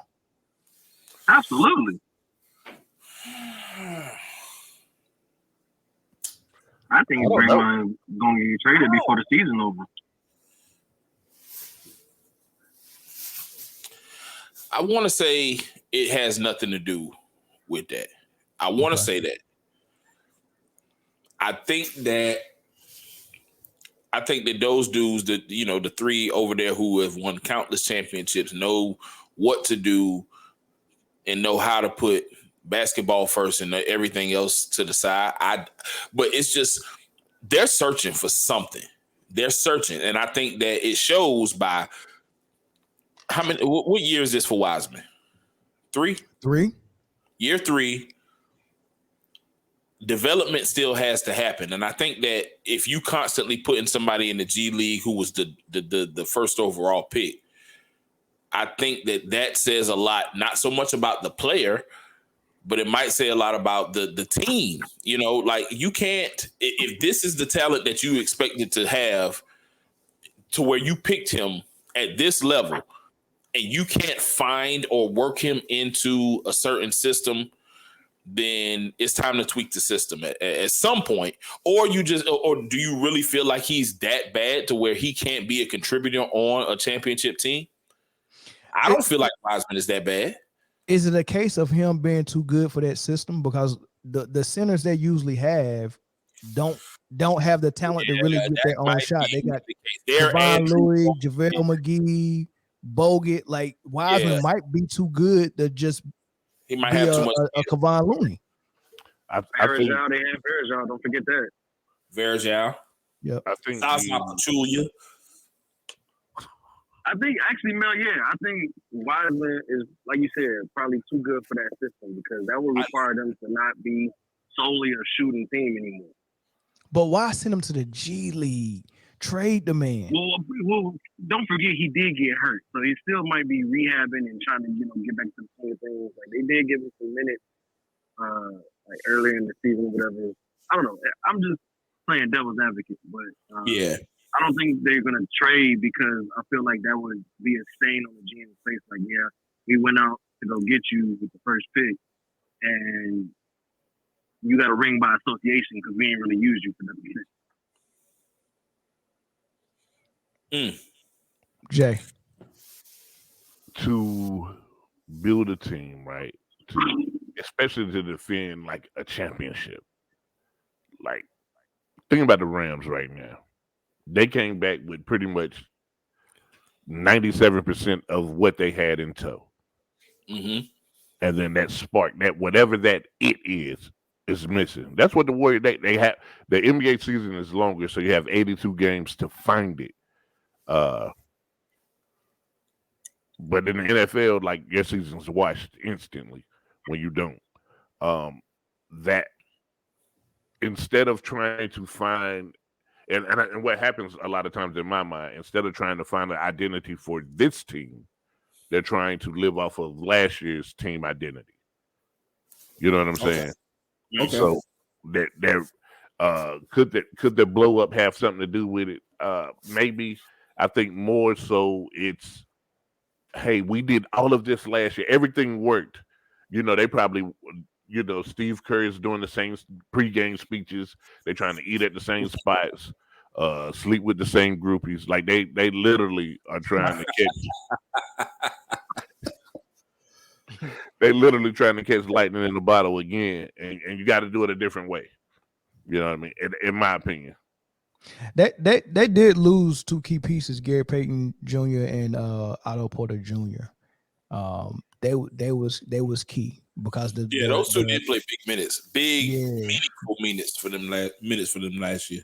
And they both was very versatile on defense. And Otto Porter Jr. was a guy that can play 3 and 4 and also spread the floor with his 3-point shooting. So I think that's part of it, right? I think the fight and the chemistry that they lost or whatever they lost in the locker room has something to do with it. And I think they have a little bit of what happened with Boston the year that Terry Rozier, Jason Tatum, and Jaylen Brown took that step forward when Kyrie Irving and Hayward was hurt. And then the next season came back and Kyrie and Hayward came back. And they was expecting, right. They was expecting those guys that took that step forward to take another step back for them. Right. So what happened is you got Kuminga, Wiseman, and you seen what Poole did last year. These guys are ready to go. Like, hey man, let me off the leash. And in order for them to get let off the leash, you got to pull back Klay Thompson and Draymond. And they part of the original 3, and they like, hell nah, I ain't doing that. So I think that's a little something. And even if they don't know it, it's subconsciously happening because Poole knew he was getting paid. If you seen Wiggins, Poole, and Peyton celebrating with popping champagne after they won it, you remember what Peyton said to Wiggins? He said, "You about to get paid," and they said, "No, we about to get paid. Yeah, we about to get it back. We about to get paid." They all knew they was about to get it back. They knew they was about to get that check. So it's a lot. It's a lot going on. Lamar said, "What's wrong with the Warriors is just natural chemistry." And it's hard to ignore the elephant in the room, the fight between Poole and Green. I still think Draymond has to be moved. They already paid Poole. Would y'all move Draymond? I would. Yes and no. I might would move Poole. That might fix your now situation, but it ain't gonna fix your later situation. Yeah, that's a controversial. Your later situation, you're gonna be fucked anyway. Yeah. So you saying they should just go home with the girl they brought to the prom and say, look, and whenever y'all run is over, we just go keep going to the well and do the opposite of what Jerry Krause was trying to do with the Bulls. Because Jerry Krause kept looking for the next. All right, Scottie Pippen, you're done. He tried to get T-Mac over there and everything. He been trying to get rid of Scottie Pippen. Mm-hmm. All right, he and was ready to call it quits on the GOAT, like and the GOAT coach. Like, we got the GOAT coach, the GOAT player. He was ready to trade them all in. Yeah, and the GOAT Batman. We ready to get rid of all of them so we can move forward. And he was trying to do what Bill Belichick does and get rid of his stars while they still got about a year or two left in them. Let me get rid of them while I can get some value. Mm-hmm. So you saying instead of doing what Krause did, you should just say, all right, we just go ride with Klay, Steph, and Draymond and get rid of the young guys. We're gonna have to blow it up anyway. Eventually, they're gonna have to. It's gonna all of these things come to an end. So I get what you're saying, Jay. They're gonna have to do it anyway. It's gonna happen. I mean, right now, think about what you could get in trade. If you trade Poole today, think what you get back. What would you want back? So he got what? He got an extension. What was it? 3 or 4 years? 4 years. 4 years, $130, I think. Okay, 4 year extension. Crazy money. I want 4 year extension. Okay. So you want draft picks? Capital, because Steph and Clay and Dre ain't getting no younger. You have to start looking towards that future. Well, look at it this way: if you're saying that we go ride with Steph, Clay, and Dre, and you trade Poole, and y'all not playing good with Poole now, y'all not gonna get better by getting rid of him and getting draft picks. So, it ain't about now. It's about tomorrow. It's about when like Clay has the same amount of games as Carmelo Anthony has left of being good. So you got they both still good. But if they're gonna not be good at the same time, which is June. So you would bring in Carmelo? No, I would. No, that's a good point. No, that's a good point. So if you abandon ship on the young guys and get low on your cap, right? If you still want to try to win because you got a superstar in Steph Curry, yeah, I would go veteran heavy. I would get Carmelo and Dwight.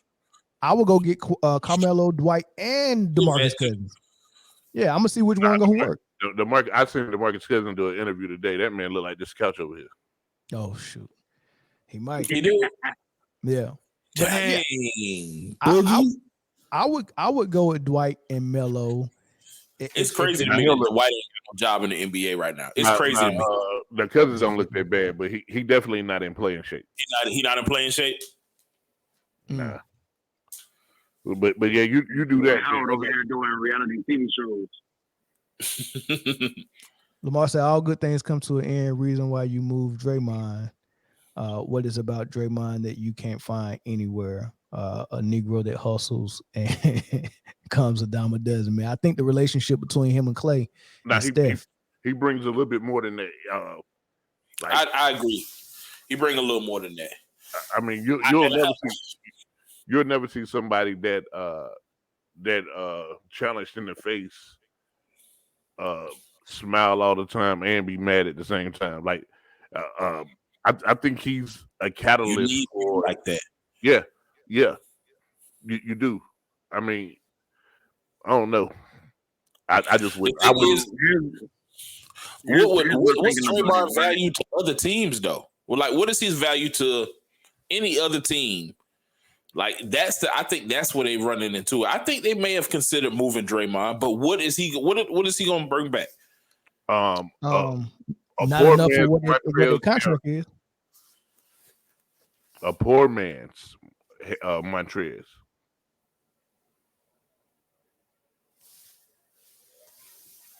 No, not even. Now, what I mean by that is, I think.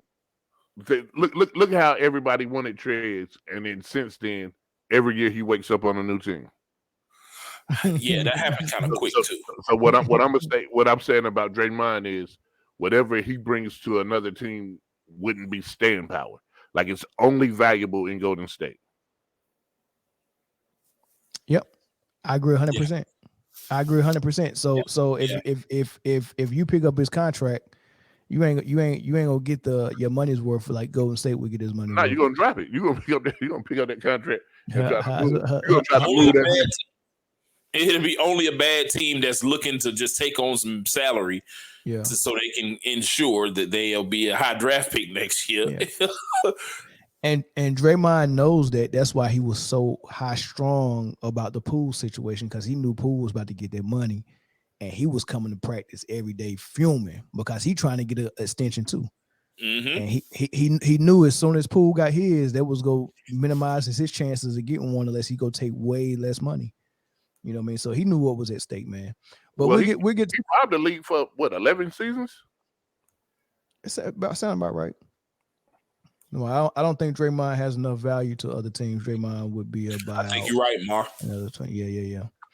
I mean, they might keep him in like Detroit or Cleveland, somewhere where the team is really, really young, and you just need a guy in the locker room to be a guy.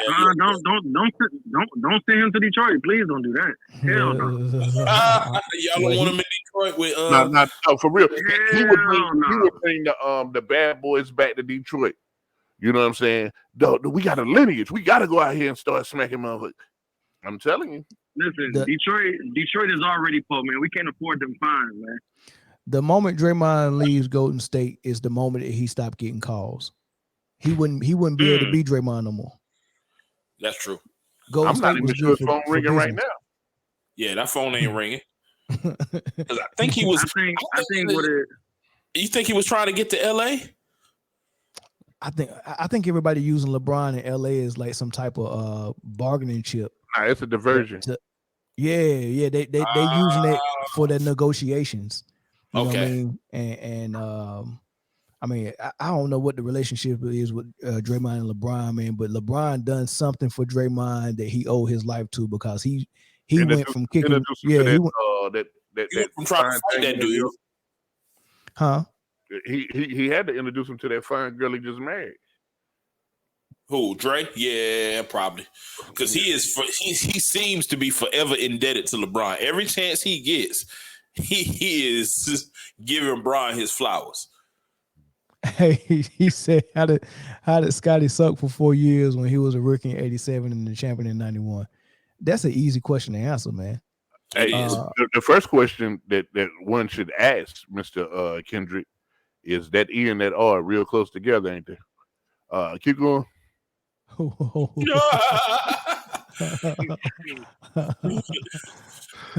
Big Johners.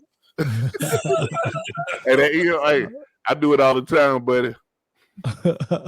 Hold on. Let me look at this real quick. Let me pull up Scotty's stuff, man. Okay. Y'all can talk about that man did say Scotty's up for 4 years. Just let him have it too. We ain't in question. I mean, if it was 3 years he sucked, then I mean, I wouldn't even say sucked. He was developing. He wasn't polished. Yeah, but the point I was trying to make was not that Jordan made him. That Jordan helped Jordan made him better. A perennial all-star. That's why we didn't go into it. Yeah, we're not going into that. We know Scotty is not a bad player. Scotty suck is not an indictment on Scotty saying that he was ever a bad player. The point was playing with the GOAT made him step his game up. At the simple Scotty that walked into Chicago wasn't as good as the Scotty that walked into Portland because of what Scotty did in Chicago. Facts. Well, we'll say he sucked for 2 years. How about that, Kendrick? How about that? He was an all-star his third season, not an all-star his fourth season. Then he made all-star again his fifth season. Which was the season that he went past the 20-point mark per game. He went from averaging 7 points his rookie season, 14 points, 16, 17, and then he finally broke out to 21. Yeah, but yeah, he was progression. But the point is, he was improving. Like, you know, he went from one guy that wasn't starting, then he was starting, and then he went from a guy that, hey, look, I'm about to sit out the Eastern Conference Finals because I got a migraine. And, you know, in the game 6 or game 7, I can't remember what it was. And Michael Jordan looking at him like, man, really a migraine? Golly, you know, stuff like that, and getting punked by the Detroit Pistons. I mean, Michael Jordan got beat up too, but Pippen was getting punked. You know, he definitely turned into something. The biggest indictment on Pippen was when he got there, he averaged 7 points his rookie year. And by the time they was winning their 6th championship, people were questioning, was Scottie Pippen the second best player in the league? Facts. And he probably was, to be honest. He might have been. He might have been. He was always in shape, just like MJ. You could tell he put in a lot of work. He played lockdown defense just like MJ. The dude was good, man. Hey, Lamar, LeBron will never want to win another MVP because he don't want to win the Michael Jordan Trophy. He also didn't have to worry about winning another MVP. So he ain't got to worry about that. Hey, we had a minute, hour and 30. Do we do NFL or no? Well, let's run through it real quick. We just all right, man. That was the NFL takes, man. We ran through it. I got Jalen Hurts as the MVP. All right, man. Right. No, do anybody got anything? You like, comment, subscribe, share. Do anybody hold on? Do anybody got anything different? Yes, Yeah. somebody had something Okay. different. Say, Okay, let me hear it. 1-5. The end. Why Mahomes and not Jalen? Because it's 1-5. He's leading the league in like 6 statistical categories. Why Period. why is he leading the league in I'm 6 statistical categories? Is it because they have a pass heavy offense, or is it because he's the most valuable player? Because he's the most valuable player. Because we're actually, if you're watching the Kansas City Chiefs instead of looking at box scores and texting me, we're actually running the ball well. You know what? Pacheco is going off. When y'all run it, yeah. It's going off. Yo, Yeah, when y'all run it. Jared McKinnon was the surprise. That man is running that. He's running a rock. I think it is pivotal for them going into the later half of the season that they have somebody to run a rock, because it is. Pacheco doing this thing, and everybody said, like, and he listened. He just disappeared like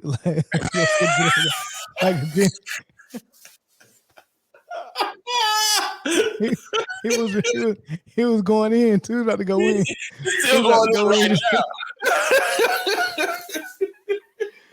Oh man! Oh my God! The way you disappeared, Jay, was phenomenal. We're gonna let you pick up where you left off, because you was passionate about whatever you were saying. It was passionate.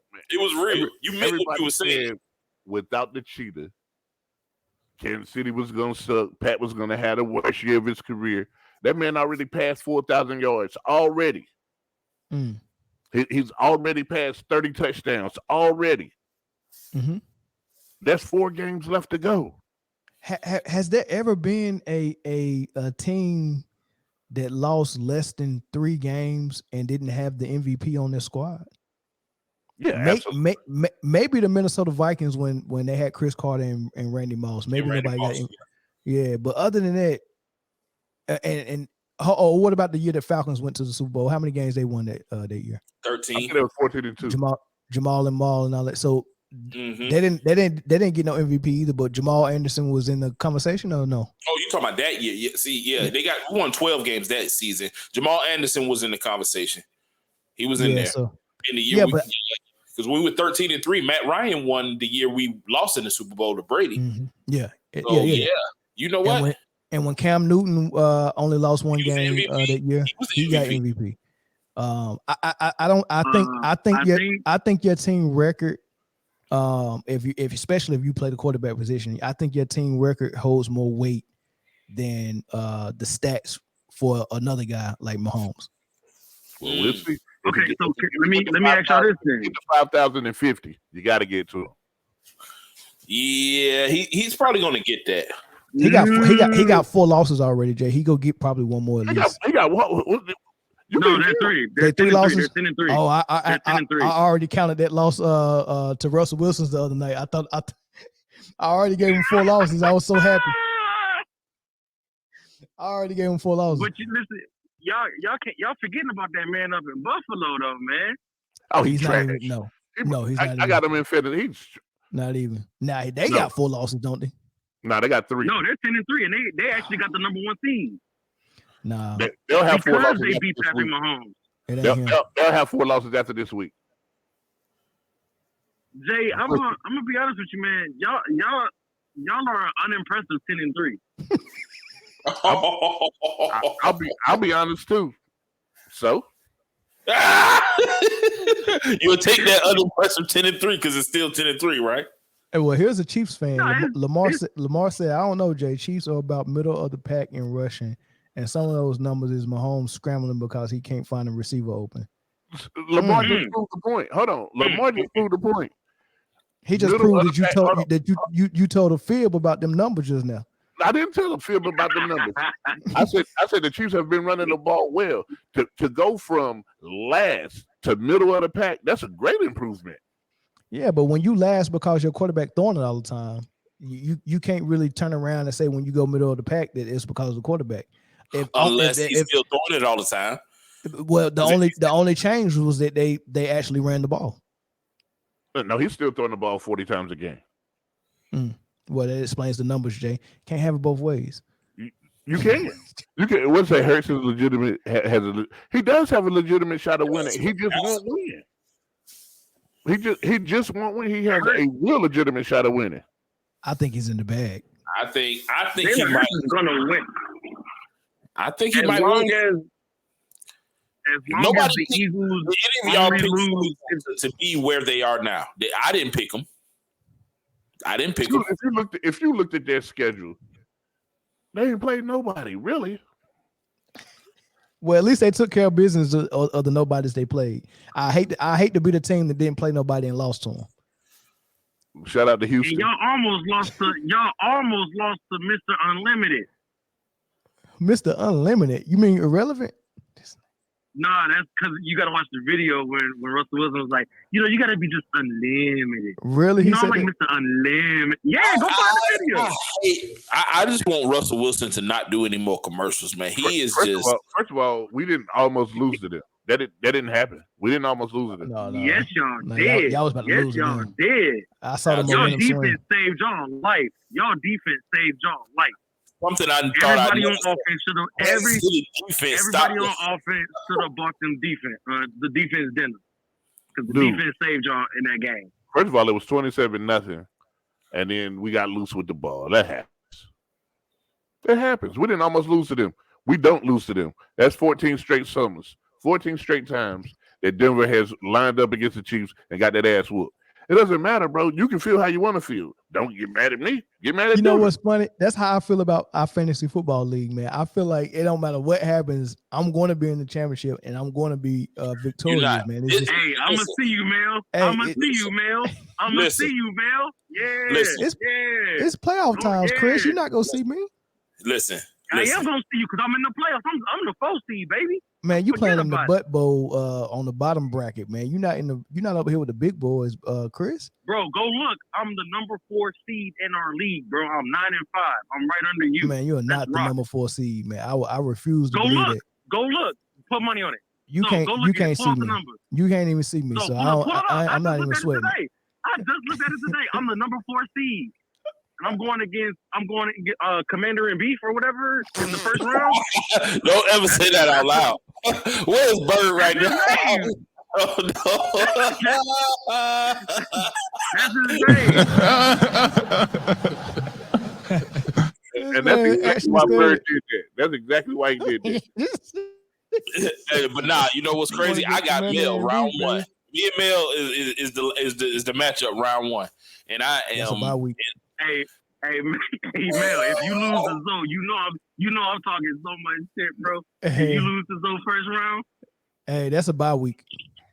Nah, we got the same record. No, Mel 9-5. Mel 9-5. My record this year was 8-6. So that's a bye week. Okay. Hey, you know why you should be scared of me? Hold on, Mel. You know why you should be scared of me? Because I just won the last game of the season with no quarterback.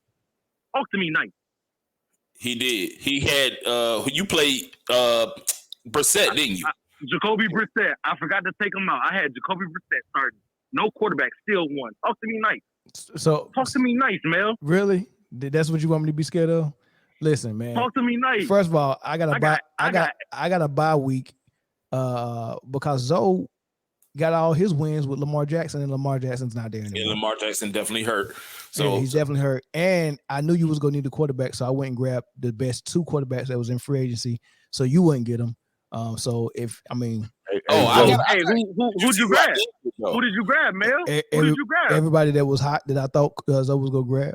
I showed up. Oh, you missed one. You missed one, and I picked them up. Well, thank you for doing my work for me, Chris. You missed 2. I appreciate that. You missed 2. You can go get Tannehill all you want to. No, I went and got Desmond Ridder because he is now the starter in Atlanta, and he's going to run the ball a lot. So he's probably going to score some rushing touchdown. Yeah. Zoe, I just like 13 seconds ago just dropped 1-5. Go get him. You know what? Go get him, Zoe. Hurry up. I bet I get him first. You won't get him if I get him first. Hey, it works out either way. So he can't have all them quarterbacks. So if he go get paid, you can go get whatever one he drops.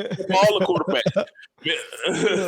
Look, I got a bye week. This man ain't got no quarterback. He ain't got no running back either. Okay. Yes. Look, all your running backs got hurt. Your whole squad hurt. I'm definitely fighting injuries. I ain't gonna cap. Yeah. So it's a bye week for me, man. It's easy day, man. I'm in the second round. Okay, so what if I run into you then, man? Look at my team. Talk to He's me. not gonna win. He gonna lose. I'm telling you what's gonna happen. I'm telling you, all of y'all are dog food, man. Y'all know how this ends every year. Why y'all fighting it, man? Listen. Y'all fighting I'm it gonna tell every you this year. right now. Listen. I got AJ Brown and Devontae Adams. That's it. That's all I need right now. Dog food. You dog food. Dog food. Dog food. Hey, so Jay, this man, he ain't take his Metamucil. He crazy. Yeah, he couldn't have, because as long as I got Justin Jefferson on my team, I got a chance. That man been scoring 40. That man, I got two players like him. That man been scoring 40. Huh? I got two players like him on my roster. You got two players like Justin Jefferson. Yeah. Please name them. Yeah, I got Nick Chubb. Right. I give you that one. I got Christian McCaffrey. Enough said. Well, you know what? That might be beneficial because Debo is hurt now because so Christian gonna give him more touches. I gotta beat this dude. I gotta beat this dude. Man. You better hydrate, man. Drink you plenty more water. So I ain't gonna lie, that sounds like trouble.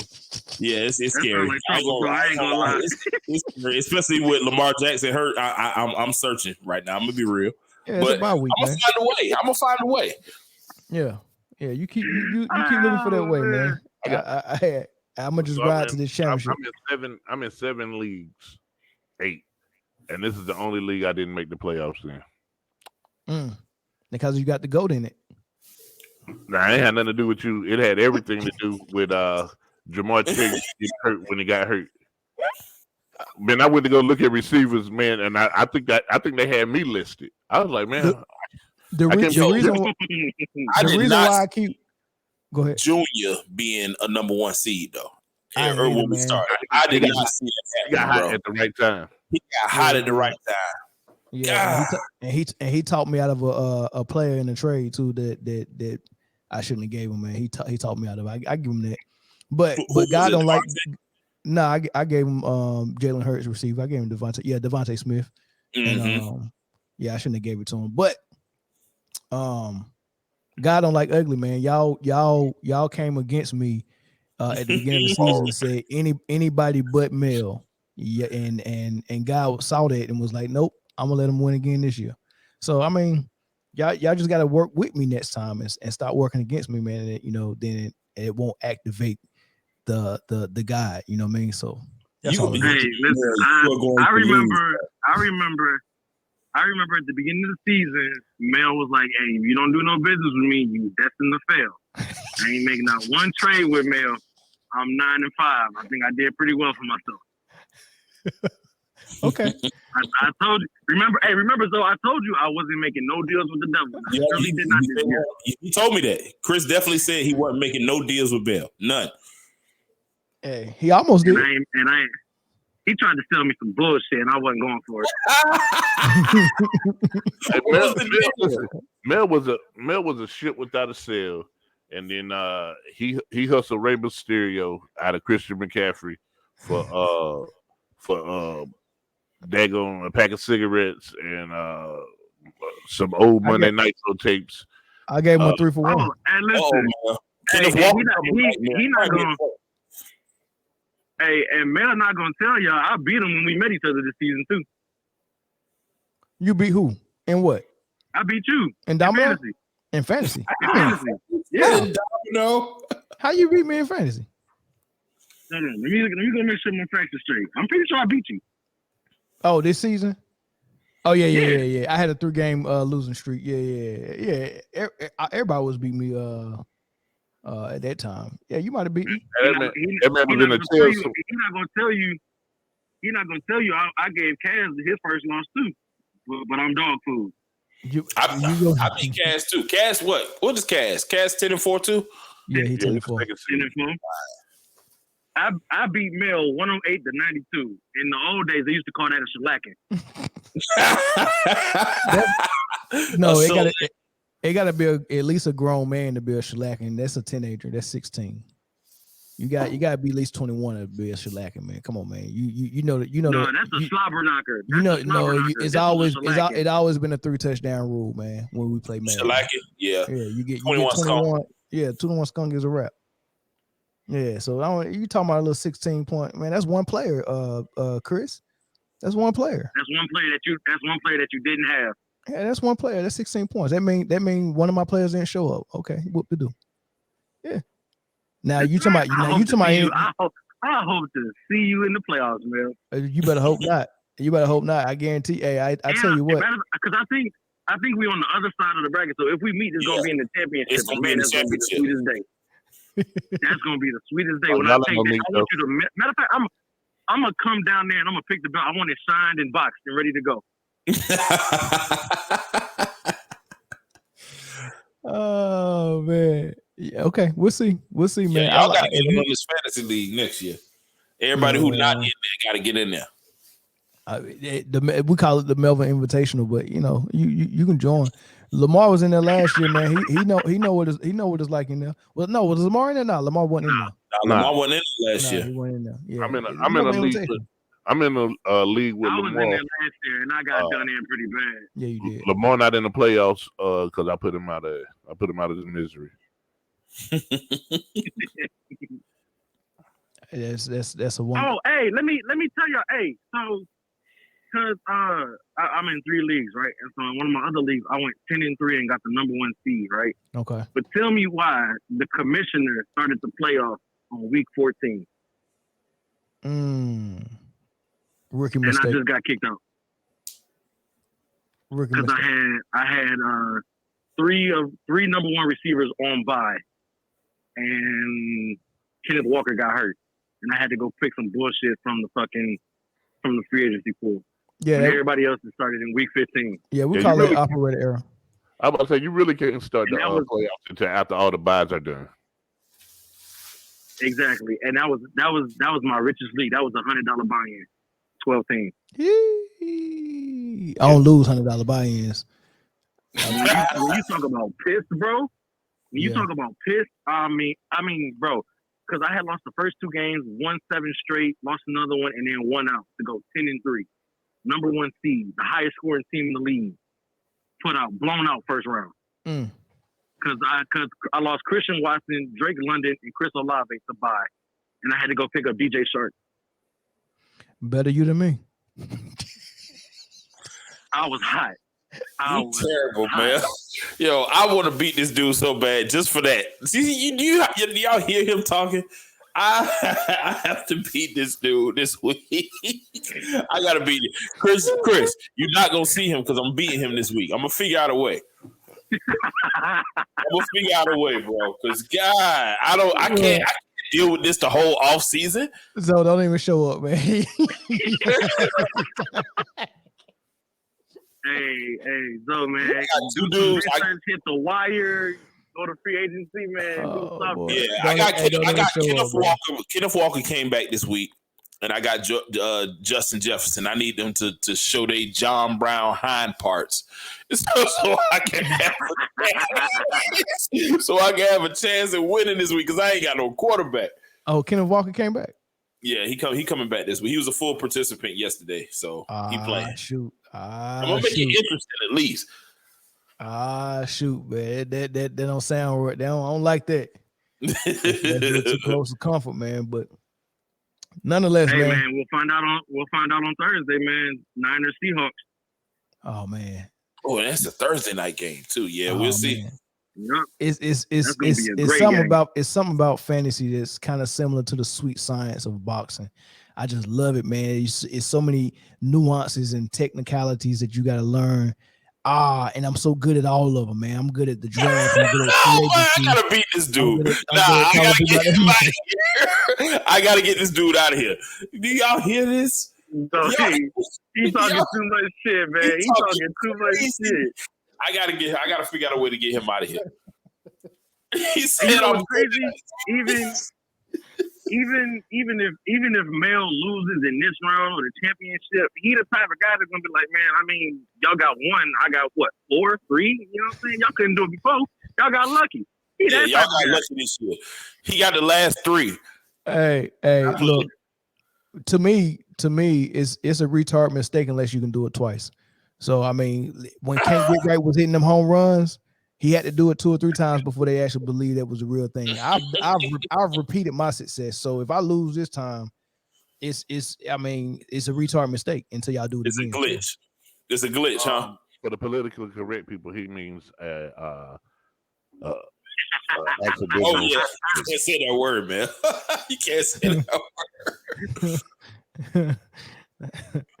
Oh my bad. Well, anyway, man. Mel got one of the best fantasy sports villain stories ever. Like everybody just gunning to take him down now. Yeah, it's definitely. It's not definitely. Really, but I like when he I like when he win, man. I like that, Jay. You like when Mel wins, bro? Do you not know? Nah. Listen, Yo, you hear this man? I don't want him to win ever. I hope he lose every time. This man, Mel, is the most unbearable winner I've ever come across. He even worse at losing, bro. Trust me. Listen. I'm gonna tell you this, man.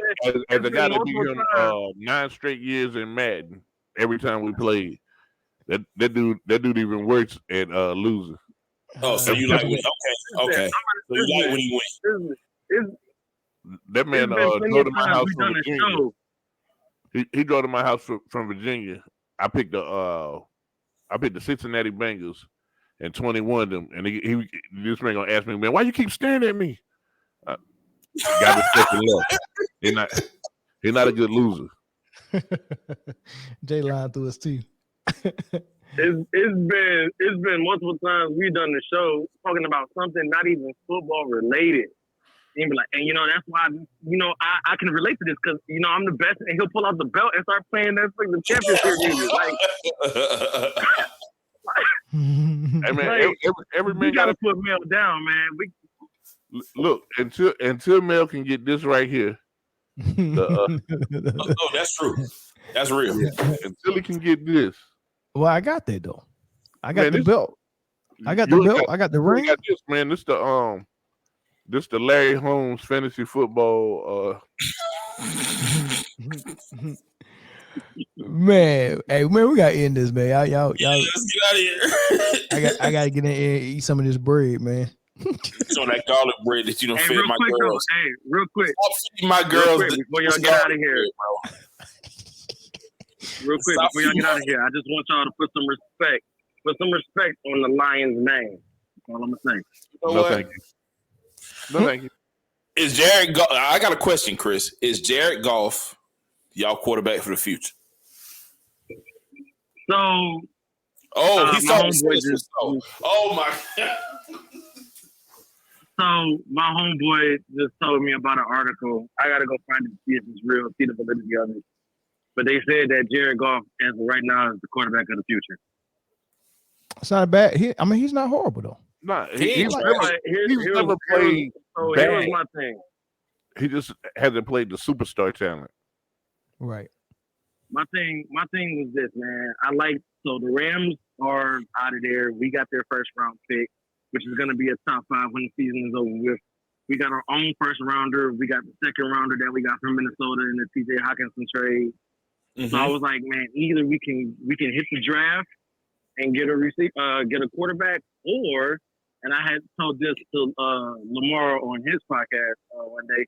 I was like, I like us for a signing trade for Lamar Jackson. I wouldn't say that, but I will throw this question out there. You wish. Do y'all feel like y'all won that Matt Stafford trade, even though they got a Super Bowl? Absolutely. They got the short-term win, but we got the long-term win, and that's what matters. But Detroit gonna dig it up. Detroit can't win in the long term. I don't think that's true, Jay. You can see it just in this season alone, from the first half to the second half. That team is different. That team is clicking on something different. And we out here winning convincingly. We the only team in the league including past your Chiefs, brother, that got 7 30-point games this season. Y'all are also the only team in the league that is happy about winning 5 games. So we're 6-7. Hold on, we're 6-7 and in the hunt, right behind New York and Washington. Keep in mind who we both own the tiebreaker over. Thank you very much. Oh, 6 games. Excuse me. Woo. 6. You heard him. Hey, listen. 6 wins. Hey, listen. I'm gonna tell you this, Jay. I'm gonna tell you this. Our 6-7 is more impressive than your 10-3. Is that pop? I can't say that. Nah. I do appreciate your 6. Y'all got my dude over there again. And listen. Nah. I'm listen. Here's why I say this, man. Okay, y'all I'm listening. Are supposed to be doing what hold on. Y'all supposed to be doing what y'all doing, but y'all ain't really doing it that well. Y'all scraping by in a lot of these games. But the Lions wasn't supposed to win this many games. And we weren't even supposed to be in the playoff conversation. Yeah, here we are. Listen, man. Let me help you. Let me help you with this. How many games the Falcons won? Right. How many it's the yet here we are for me, man. Here we are. You guys. First of all, you guys are playing.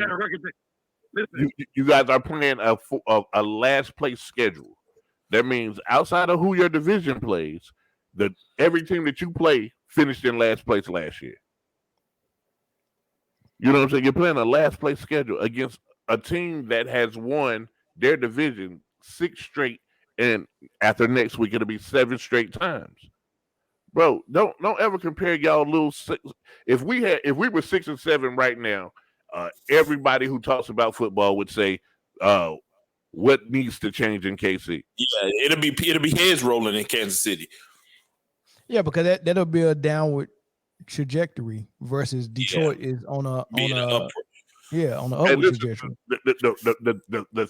The fact of the matter is Detroit is going to find a way to not keep St. Brown, to lose Swift. They're going to find a way to not have long-term success. We said this with Megatron and daggone Matt Stafford. Like they'll show promise, and then the front office will mess it up, bro.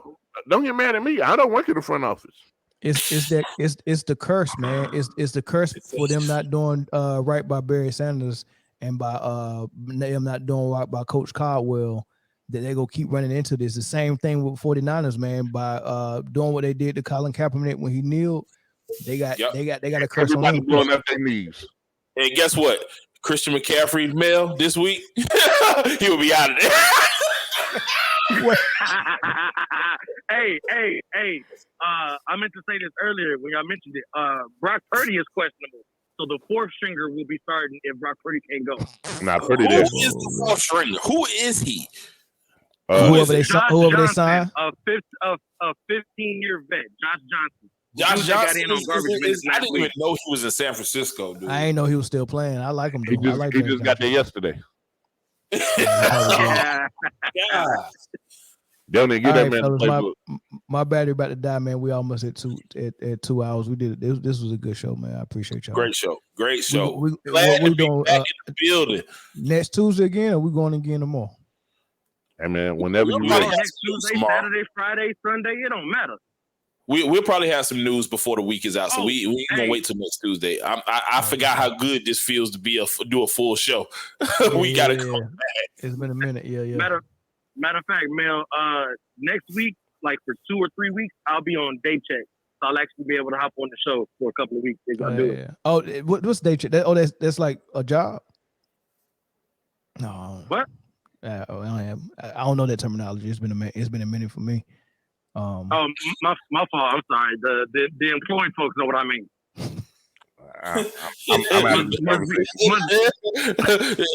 It's only me, Chris. Both of these niggas. Both of these dudes right here was watching ESPN all day today.